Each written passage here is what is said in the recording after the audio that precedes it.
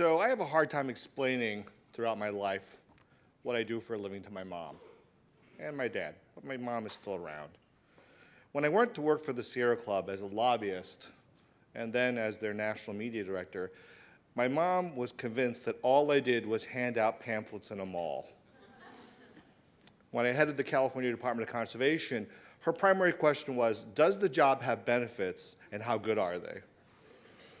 And now, when I direct the Summit Foundation's Sustainable Cities program, she thinks that I just travel around and hand out cash. And in fact, in some instances, she says, do you have a big check that you give to a person during that ceremony? I said, we don't do this ceremony. What we do is very different. And that's what I'd like to talk to you about today. When I was hired a little close to 10 years ago about setting up a program, the program already had a name. It was called Innovations in Sustainable Design. And I asked the trustees, what do you think that means? And they said, we want you to figure that out. So I set about researching the field of sustainability, using what I had already known and figuring out what was new in the field. I also spent a lot of time talking to the trustees themselves, because for our foundation, the Summit Foundation, it's a very personal commitment. And their personal commitment to sustainability started in Brazil, in Curitiba. And in Brazil, they discovered what success could look like. Now remember, this is 10 years ago. And what they discovered was that they found a city that was verdant, that it had dealt with its flooding problem by allowing parks to be the areas where flooding would occur. This was a city that had to cope with the notion that it would double in size in close to 20 years. And how were they going to accommodate that growth and still have a high quality of life and an environmentally responsible quality of life? What they discovered was places for people to gather and mix and have social cohesion. What they discovered places for bikes, they discovered places for walking. They discovered alternative forms of transportation that allowed people to take what was then known as bus rapid transit. First bus rapid transit system in the world, where dedicated spaces, dedicated lines would be used to move people to and from the various places they needed to go in a city. And they discovered this gentleman, Jaime Lerner, the mayor, who expressed the notion and vision that cities are not problems. In fact, cities are solutions. So after that aha moment, after talking to the trustees, and I interviewed them separately, they each came back to, you know, when we were in Curitiba, we saw a lot of visions of success. We set about trying to figure out what was it that we could replicate. How could we, in a North American context, describe and deliver a framework for success? How could we determine what would a city need to do? Where was a city starting? Where did it need to go? And how would you go about doing that? In our research, we discovered that, in fact, there was a framework for city sustainability. Sure, there are a lot of ranking systems for sustainability that tell you how good you are in comparison to everyone else, but that's not what we were looking for. We weren't looking for a ranking system. What we were looking for is a way to tell you where to go, how to get there, and how are you doing.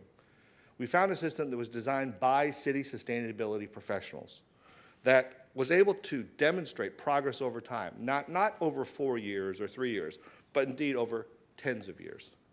What we found was known as the STAR Community Framework. The framework, I'm going to walk you through it very briefly, is made up of 7 goals. And these 7 goals embodied for our trustees what they thought a sustainable city should look like, what a civilization should look like. Underneath those goals, there are roughly 44 specific objectives. You'll see them there under each column. And within those objectives, cities earn points by either making a commitment to do something or reaching that commitment. Gaining you points gives you a rating. What's important to us is not just that you get a rating, but that you're using a framework to show progress over time. And what we found about this framework, which was quite interesting, was that they're interrelated. They are not silos each into themselves. That in order to earn points, to get points, you actually can enhance your performance by connecting your actions to other actions within other goal areas. Let's take the example of climate and energy. You see all the various objectives there? How does that relate to other objectives? Well, this is not a map of planets and moons. This is a map of every single goal and every single objective under the STAR Community Framework. And what I've highlighted is the climate and energy tracked. Those are all the orange dots. What you'll notice is that when we highlight that area, one of the areas that stands out that we're going to focus on is greenhouse gas mitigation. Now you may ask yourself, what does that have to do with anything else? Well, it turns out that greenhouse gas mitigation is very closely related to the notion of compact and complete communities. Not only is it related to that, it's also related, if you have a compact and complete community, to transportation choices. Something that we saw in Curitiba, where they had density, but they also had transit-oriented development. Those were key issues, but they were interrelated. So when cities are moving forward in their land use planning, they're not only going to just say, we're going to devise an area for compactness, but also transportation and open space. And what you begin to discover is that over time, all of these factors are interrelated. So for us, this was the theory of change. This was a way of measuring what is a city doing over time. How many cities are using this framework to guide their decisions? And what we've discovered over time is that there are roughly 100 cities that are now using this framework across North America. The most important thing about this framework is that it is not something that we're funding. We're not funding every single element. Remember I told you about the various goals, but we have other funders that we work with that are funding those elements. So if you're funding education, if you're funding the arts, those are all elements of a sustainable city. Now, we know that you can't just have a framework without a series of solutions. It's not just enough. What you need is to figure out who's solving problems. And when we started over 8 years ago, we discovered what I call an anomaly. These were bureaucrats that were getting things done. These were innovators. Now, I am a recovering bureaucrat myself. And so I realized that government had a role to play. And what I discovered early on, this is, remember, 10 years ago, a LinkedIn group, a very advanced LinkedIn group called the Urban Sustainability Directors Network. And when I asked to join the LinkedIn group, they said, no, you cannot join. And I said, well, can I talk to you on the phone? They said, okay, we'll talk to you on the phone with some trepidation. It felt kind of like Fight Club. First rule of Fight Club is you don't talk about Fight Club. So after I talked to them for about an hour and a half, I expected them to say, and we would like you to fund this. And I said, is there anything we can do to help you? And their response was, not really. We'll get back to you when we figure that out. Which is refreshing to a philanthropy person, because what it tells you is that person is being, and that institution is very, very thoughtful about what they ask for. What we discovered is behind this LinkedIn group was the Urban Sustainability Directors Network. This is a photo of their most recent iteration of that group. These are roughly 150 city sustainability officials. The membership does not go to the city, it goes to the person. And each member is required to participate in close to 70% of the activities of the network on a monthly basis. They track that information. And if you're not performing, if you're not participating, if you're not part of a learning call, if you're not leading a learning call, if you're not part of a user group, they ask you to leave. Because these are people that are innovating solutions. What they've done is over time, from when they started in 2009, is they moved from a group that was a peer-to-peer learning network and moved to a peer-to-peer innovation network. It's not enough to teach each other what the best practices are and what the worst practices are. Now let's devise some practices of our own. Let's collectively implement and test and pilot ideas. What we discovered was that there was a need for funding for that they understood the elements necessary, but they needed funding for things like consultants to research issues, or they needed the ability to have staff, a limited number of staff, bring these groups together to talk about potential solutions, to come up with model laws, to come up with model projects that others could learn from. So what we helped to do with other funders, and we launched what was known as an innovation fund. Now this is an unusual thing, because what you have for the first time is a set of city bureaucrats acting like philanthropy. Because what would happen is 3 or 4 cities would come together, they would come to each other and pitch them on an idea and show what the impact and value of this potential idea was.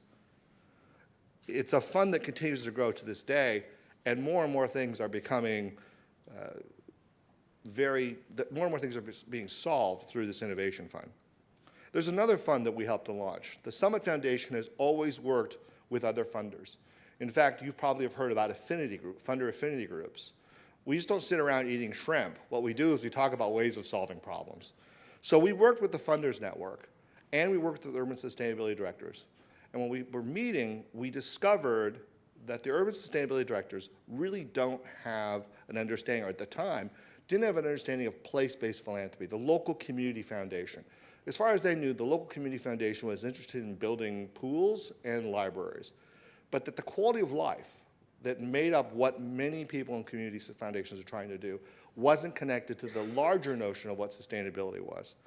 So together what we did is we forged the Partners for Places program. It's a case where national funders put money into a matching fund, and then the funders that put the national money in and the local community sustainability directors would judge a variety of proposals that would be matched by local philanthropy. Today, the fund is over $4 million, and what it does is it really gets local philanthropy to understand what is the city trying to achieve and how do you go about doing that. We also discovered from talking to the sustainability directors that there was a hunger by the leading cities to do more, to try to get ahead beyond the North America, to try to be better than Copenhagen, better than many other cities. And what they wanted to do was reach the issue of carbon neutrality. They wanted to dramatically and radically increase, through transformative practices, the reduction of carbon by 80% by 2050. So they developed a framework with support from the Summit Foundation, and they created the Carbon Neutral Cities Alliance, which is 20 vanguard cities from around the world working on transformation of energy systems, of transportation, of heating and cooling, and of waste systems. They're on their way there. And this small, scrappy group of 20 cities is forging some of the most amazing solutions to problems. And we'll be seeing more of those in the days to come. Washington, D.C., for example, is one of the leading cities when it comes to reaching an 80% reduction in carbon by 2050. Here's the map of the cities that are there. And you're going to hear more about the Carbon Neutral Cities Alliance, and you're going to hear more about the Urban Sustainability Directors Network from my colleague, Austin Blackmon, who is the Sustainability Director for the city of Boston. So how does the Summit Foundation, or how has the Summit Foundation worked historically? Well, we fund programs that complement and work with city sustainability directors. We listen to the city sustainability directors' needs, we help them learn from each other, and we try to help them innovate the best solutions. And we make connections. Lest you think we just fund bureaucrats, we fund other institutions that work with bureaucrats to solve problems, to bring about a private sector and a nonprofit sector solution to city problems. For example, the National Association of City Transportation Officials has done the preeminent design guides, which has given permission to cities to create bike lanes, to create bioswales, to create areas of street space that are more human-centric. People for Bikes has created an astronomical number of bike lanes that have doubled each year since 2009 across North America. They've also established the first system of equitable bike share. So it's not just spandex-clad white people riding bikes, it's everyone using bikes, and that's what we ultimately want to see. And lastly, we've discovered a group called IOBI that you're going to hear about in a second from Erin. IOBI is a crowd resourcing model that allows neighbors to play a role in improving their neighborhood. It's neighborhood scale sustainability. So we've linked up IOBI with the Urban Sustainability Directors Network to make some pretty amazing things that you'll hear about in a second. So what do we do at Summit? We work with networks of sustainability officials by listening to their needs, by helping them learn from each other and share best practices, and to make as many connections with our grantees to the Urban Sustainability Directors Network. Now, at the end of the day, my mom has a better idea what I do for a living. She realizes when she sees a bike lane in Sunnyvale that that's something that I've worked on. When she says, oh, we're doing more recycling, that's something she knows that we've helped to foment. But to this very day, she still thinks that I go around the United States and hand out big checks. Thank you.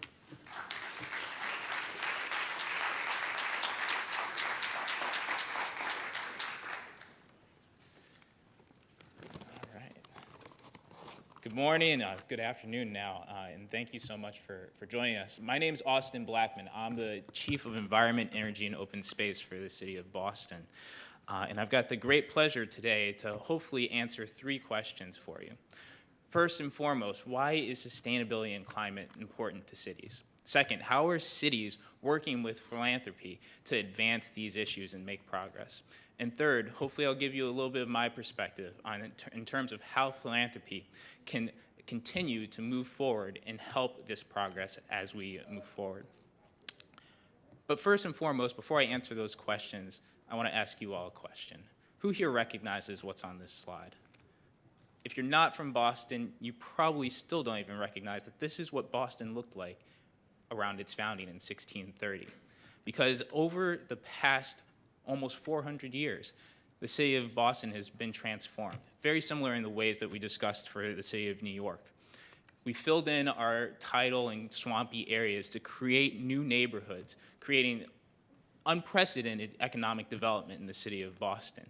And this was done in a thoughtful manner at the time, primarily in the 1800s. Engineers saw where the highest tides came and built these areas far above that. But the ocean hasn't kept its end of the deal. As sea level rise has become more and more of a challenge, we're now looking at projections that have Boston by the end of the century looking much more like it did back in the 1630. But climate issues aren't just about flooding. It's about traffic, it's about congestion, it's about poor air quality causing health impacts. It's about severe weather shutting down our mass transit system, as the blizzard of 2015 did when we received 9 feet of snow over the course of just about 30 days. And these problems are not just limited to the city of Boston. Cities all across the globe are facing these issues. And so mayors like Mayor Walsh in Boston, mayors all across the globe have to start taking action on this right now, regardless of what the international community looks like, regardless of what the national political environment looks like. We have to start taking action. And so Mayor Walsh and mayors around the globe see more population coming into these cities and know that these challenges are going to become worse. Already, 54% of the world's population lives in cities. 2/3 of our emissions come from urban areas, and these numbers are increasing. 90% of cities are in coastal regions that are vulnerable to flooding. And so we're on the front lines of climate action. And we have to take action, and we need help from each other in order to make progress. And that's why the city of Boston takes part in many international organizations that forge together to make progress on these issues. You heard a little bit from Darryl about CNCA and USDN. The city of Boston also participates in an organization called C40, a group that has been on the forefront of pushing forward climate initiatives, particularly post-Copenhagen, when the international community fell apart a little bit. Since then, 10,000 actions from C40 member cities have been taken to support climate action by working together, sharing ideas, and talking about, yes, what hasn't worked in order to make sure that we accelerate progress among these member cities as quickly as possible. Philanthropic donations have also empowered C40 to be able to do analysis that shows that up to 1/3 of the carbon that we have left to emit to avoid or lock in the most severe consequences of climate change will be determined by policies of cities by 2020. This is a stark realization that then motivates mayors to take action. And it's a big reason why so many of them were able to come to Paris and take part of the International Climate Agreement. CNCA is also something that I like to show as the opportunity of cities to work like philanthropies. Also funded through philanthropic sources like the Summit Foundation, CNCA's Innovation Fund allows cities to act like philanthropy, to come together, to recruit, vet, and test the most innovative solutions to help cities like Boston that have committed to 80% reductions by 2050 or more or sooner have those ideas to take back home and see if they can get them to work at scale in their communities. Just over the past 18 months, about $1.7 million have been dedicated through this innovation fund. And Darryl mentioned that USDN has a similar innovation fund as well. So you see that these cities are working together, mirroring what the work that all of you do already. And Mayor Walsh and I feel very, very strongly about that, and we like to make sure that we take part in that, but we also want to make sure that we're doing it in a local way as well. In fact, in the city of Boston, we've got an entire division called the Mayor's Office of New Urban Mechanics that's dedicated to finding innovative solutions for the city of Boston. One of the most exciting elements that we're working on right now that's related to sustainability is actually our autonomous vehicles pilot. We're letting a software provider test their solution on the roads of the city of Boston. Why? Because some estimates show that if you pair autonomous vehicles with ride-sharing technology, you can actually reduce the number of cars that you need on the road by a factor of 10 without increasing wait times. So that opportunity is huge in and of itself. Imagine what that would do for challenges like congestion or parking or making solutions like alternative transportation, like bike lanes, more feasible. And if you then pair that with electrifying that fleet, the even greater impact that you can have on emissions profiles. We have other challenges in Boston. We would love to be doing more on the sustainability front as it relates to composting, but it's too expensive and we don't have a great idea of what the demand is right now. So we piloted community composting, allowing our residents to bring their waste to centralized locations, allowing us to vastly reduce the cost to serve for each resident. And then for more of a demonstration project, we have solar-powered benches in our open spaces, allowing our residents to activate this open space, but then also, from a very personal level, understand how renewable energy can improve their lives. In a more direct way, philanthropy is also helping the city of Boston. Climate Ready Boston is our data-driven approach to climate preparedness. Through this initiative, we've taken all of the best data and projections on sea level rise, and then building by building, parcel by parcel, neighborhood by neighborhood, quantified what damage estimates and productivity losses would look like, basically through the end of the century. What we've learned is that just from an asset perspective, about $80 billion worth of assets will be in the floodplain by the end of the century. This is also helping us understand what creative solutions that we can do in order to protect the city on an ongoing basis. However, what's important to note is that 2/3 of the funding for this initiative came from philanthropic sources.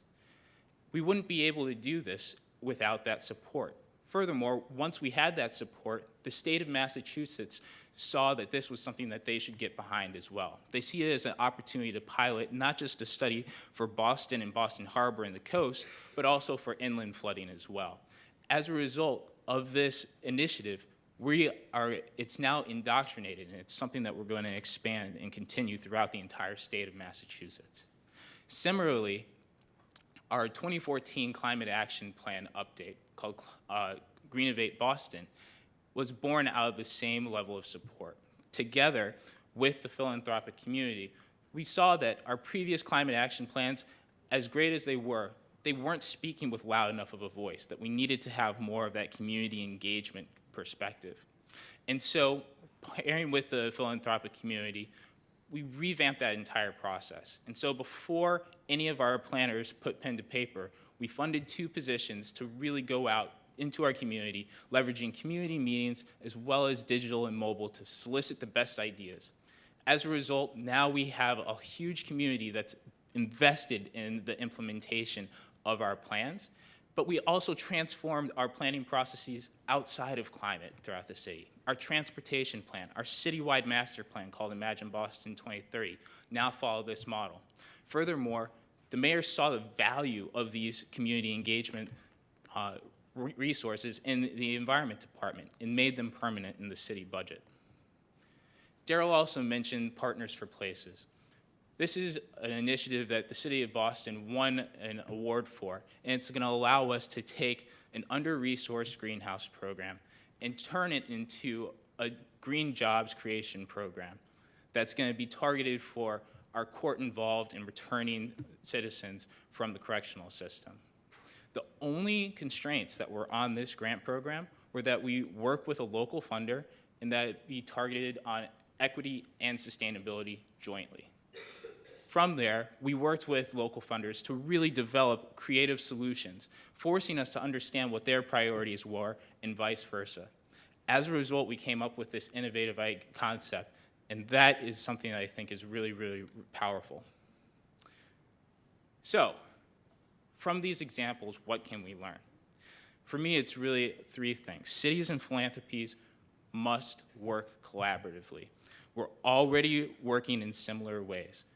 And third, the most innovative and impactful solutions are those that are built from the bottom up. Whether it was our Partners for Places, Greenovate Boston, Climate Ready Boston, these are all initiatives that we worked with collaboratively with philanthropy to develop solutions. So what does that mean for takeaways? To me, it means that if I could give you all advice, I would say be flexible when you're developing your granting opportunities. State the problem that you're trying to address. Don't push us towards the solution. Inspire us to collaborate across cities, across organizations, and then be pleasantly surprised with the innovative solutions that come from that. Second, accept proof of concept as just as valuably as you accept disproof of concept. I see philanthropy as the venture capitalist of sustainability as well as climate issues. We have to be able to understand that not every single innovative solution is going to be able to work at scale. That's okay. The much bigger risk is not being able to pilot or not being able to scale the innovative solution that can save our species or save our planet. Last, learn from each other. Take opportunities like this one to see what works and what hasn't worked, just as the city of Boston does through C40 and CNCA and USDN. And there's no better time to start than right now. So it's my pleasure to introduce to you a pioneer in philanthropy, Erin Barnes from IOB.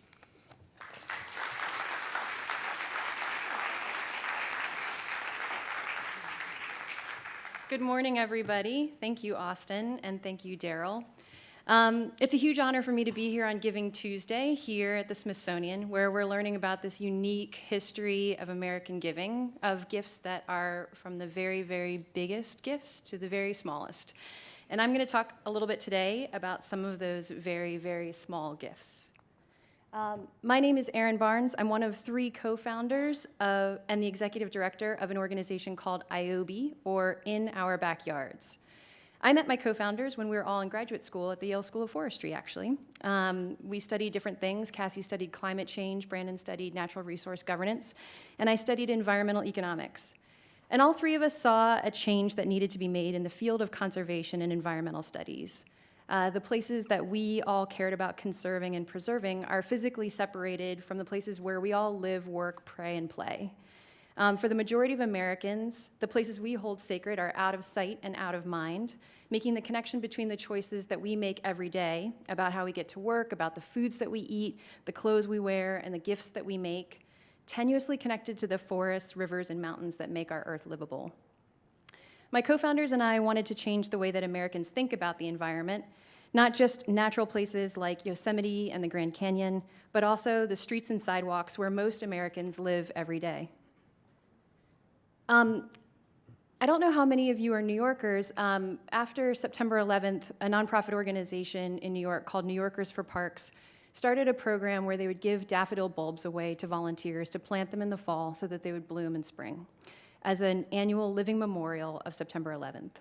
Anyone can take the bulbs and plant them in the nooks and crannies of their neighborhoods, in the community gardens, in the tree beds on the sidewalks, and in the little triangular parks in the roadways. And New Yorkers like this guy, who you might call Daffodil Man, have become one part of New York City's biggest volunteer efforts in recent times. Researchers at the U.S. Forest Service Urban Field Station in New York City were curious about people like this man, and they began to survey all the people who cared for the tiny pocket parks and public spaces around the city, like these tiny daffodil memorials. And they found about 3,000 of these grassroots groups in New York City and discovered that more than half of them rely on annual budgets of less than $1,000, and 2/3 of them are entirely volunteer-run with no paid staff. So my co-founders, Brandon and Cassie, and I decided to design IOB for people like this. IOB mobilizes neighbors who have good ideas to become powerful citizen leaders who plan, fund, and make positive change in their own neighborhoods. We know that residents know their neighborhoods intimately. They have that special bundle of information about the built environment and the social fabric that make them uniquely positioned to solve problems about their neighborhoods and steward them in the long term. But too often, residents are the last to be invited to the decision-making table to determine outcomes of their own neighborhood. Because we give residents an opportunity to lead change rather than to simply respond to planned change by developers or city agencies, IOB is creating a future in which our neighborhoods are shaped by the powerful good ideas of our own neighbors. As you can see from this project from Lucille White, a crossing guard in Cleveland, IOB is a type of crowdfunding platform. And to be clear, when I'm talking about crowdfunding, I mean the pooling of lots of small donations online to a single project or cause. You may have heard of other crowdfunding platforms like Kickstarter or Indiegogo or GoFundMe. IOB is different from other crowdfunding platforms in a bunch of different ways. And first and foremost, I think one of the biggest differences is that IOB is a 501c3 mission-driven nonprofit, which is extremely rare in the field of crowdfunding. There's actually only 3 other nonprofit crowdfunding platforms that I know of. They are Kiva, Donors Choose, and Benevolent. IOB blends crowdfunding with asset-based community development to create what we call crowd resourcing. IOB is a tool for residents to raise financial, social, and human capital, or time, talent, and treasure, to implement their projects. Our mission is to work with residents who have experienced long histories of disinvestment in their neighborhoods and have the least political power in their neighborhoods. Those residents who step up to lead a project for positive change, we call them IOB leaders. We provide important wraparound services like fiscal sponsorship so that unincorporated groups can raise tax-deductible donations, training so that even first-time fundraisers can reach their funding goals, and access to a network of practitioners and experts who can help IOB leaders implement their projects. IOB started as a New York City pilot in 2010. And what we came to soon realize is that New York City actually plays an important role in the history of civic crowdfunding in America. In 1885, the Statue of Liberty was sort of like ready to be put together. And you know that it was a gift from France to the US. But we're having trouble putting together enough funding for the pedestal of it. What I found out last night is that James Pinchot actually was part of the group of the American Committee for the Statue of Liberty that put up some of the first funds to fund this project. They needed about $250,000, but they fell about $100,000 short. And so there was some, different ideas that came up. Congress couldn't really put together a funding plan. A couple other cities said that they would fund it if they would relocate the Statue of Liberty to Baltimore or Boston. The New York governor wouldn't put up any funds for it. And it seemed like time was sort of running out. And in the end, Joseph Pulitzer decided to launch a fundraising campaign in his newspaper, The New York World, calling for donations from everyone else. And in fact, the campaign successfully raised money from more than 160,000 individuals, some of them children, businessmen, street cleaners, politicians, with more than 3/4 of all donations coming in amounting to amounts less than $1. So in 5 months, the world raised $101,091, which covered that last gap that they needed to fund the pedestal, and there's a little bit of money left over to give to the sculptor as a gift.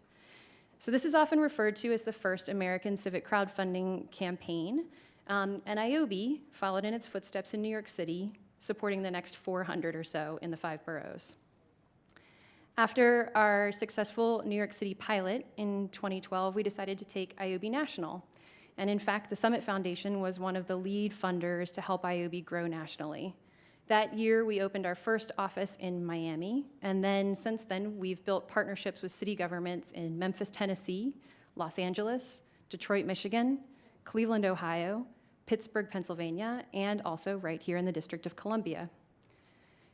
We focus on cities because that's where the majority of Americans live, because we wanted to redefine the environment to include urban and suburban spaces, and because density demands an integration of ideas and people that we felt was really critical for progress in the environmental movement. And the Urban Sustainability Directors Network has been critical to IOB's success in every single one of these cities to date. Because civic participation and civic leadership is such an important part of so many cities' sustainability plans, IOB can play an important role in bringing new and existing leadership to the city government level where there hadn't been participation before. And it's not just the IOB leaders of the projects who are important to civic participation. For many, donating to a local project can be an important first step. So you can see here on this map that they're on the left of the 78th Street Play Street. Donations are coming from about 1.5 miles from the project site, and on the right, within about 15 miles of the project site. Unlike a petition, many IOB leaders have found that maps of donors can be a very, very compelling case to build political support for their projects. I want to make one thing really clear. IOB works in a lot of low-income neighborhoods and communities of color and formerly redlined neighborhoods. And with research from 2 separate and independent studies, we've shown that there's absolutely no correlation whatsoever between successfully funded campaigns and the actual budget size of the campaigns. So here in New York, you can see in some of the lowest income neighborhoods, you have the biggest project budgets. And here in Cleveland, we work in 4 contiguous neighborhoods in zip code 44104, one of the lowest income neighborhoods that also has the highest rates of giving, where people actually give about 9.92% of their household giving, compared to the city average of 2.78. I want to tell a quick story about James Alsobrook, one of the people that we work closely with in Memphis, Tennessee. He lives next door to a place called Karns Garden, a former vacant lot turned into a research place for an elementary school next door in Memphis's medical district. It's the kind of neighborhood that most people would call under-resourced. It has high rates of vacancy, poverty, and unemployment. But the garden became a bright spot for the neighborhood and for the school. James became very well known in the neighborhood for helping a lot of, let me see if I can go back here, for helping out on a lot of the volunteer days. You can see he's pictured in almost every single one of the volunteer day pictures, and he's circled there in orange. And he became the de facto volunteer for the neighborhood because he had access to a lawnmower, but one day he lost access to it. So the neighbors pitched in together and launched a campaign called We Want to Buy James a Lawnmower.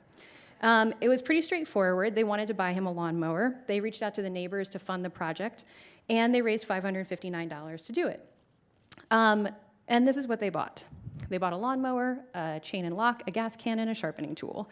They raised the funds in a few days, and this is an important thing, I think, for IOB to mention, because of the many city leaders and policymakers and foundation funders that would look at the consistent problems in areas like this, probably none of them would ever think to buy James a lawnmower, right? Poring over a map, looking at demographic data, even driving through the neighborhood on a site visit, you would never know that the thing that was needed most in this neighborhood was a gas can and a lock and a lawnmower.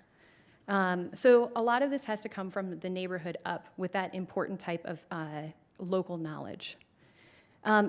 So this is one type of project. There are many others. Some of them are very big and some of them are very small. We've supported close to 800 projects with about $3 million in donations that average $30. A lot of the projects are raising early stage capital. Others are trying to close in on a gap of funding like the pedestal for the Statue of Liberty. One thing I just wanted to mention is that I think that today we're thinking a lot about how democracy isn't just about voting and protesting. It's also about giving and leading and doing and inviting others to participate in building the social and physical fabric of our society. The neighbor-led change that IOB supports every day is that type of civic engagement and participation. And if we work together, we can and will shape and heal the future of our communities. In the short term, IOB is about putting resources like cold hard cash in the hands of people who are stepping up to make positive change in their communities. But in the long term, IOB is a tool for residents to invite their neighbors to work together with them to solve local problems, strengthening the civic fabric of America's most disadvantaged neighborhoods. Thanks.